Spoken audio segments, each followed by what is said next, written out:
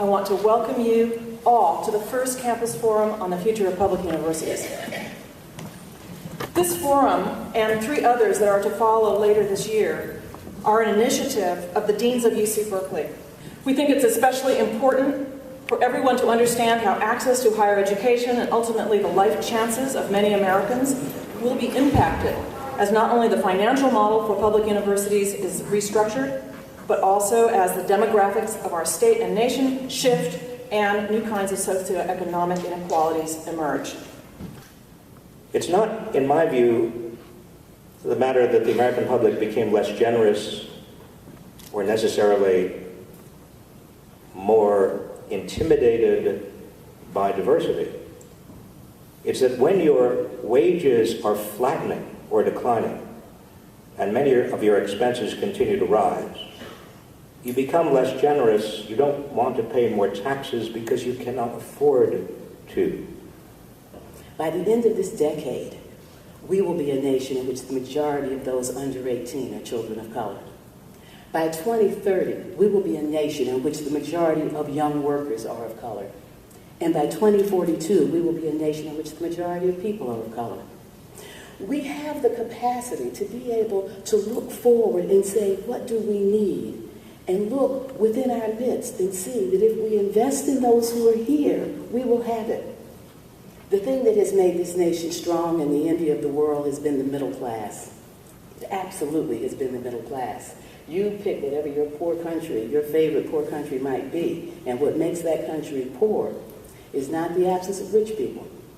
It's not the absence of rich people. All the poor countries have rich people. It's the absence of a middle class. They have rich people and poor people. We're becoming that nation if we don't do something about being able to preserve and invest in a middle class. In a global high-tech economy, higher education is not a private investment. It is a public good. We are all beneficiaries.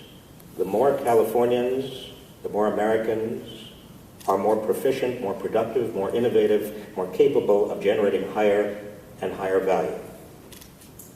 We are all to the worse, to the extent that the budget for prisons exceeds the budget for higher education.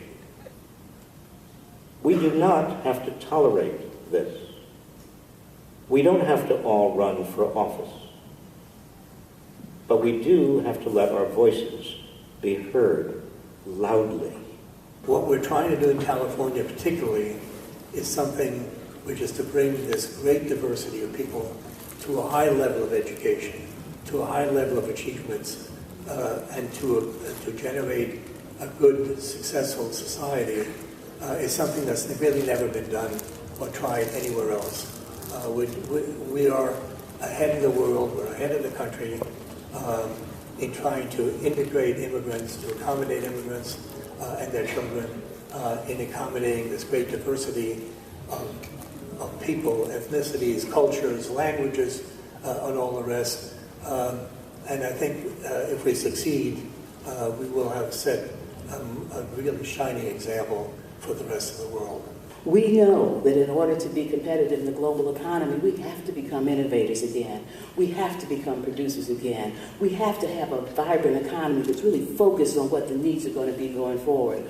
We're not going to be that if we don't invest in the people who could be the innovators, in the people who could be the workforce. If we don't really help to build the entrepreneurial spirit among the people who are just bursting with entrepreneurial ideas and energy.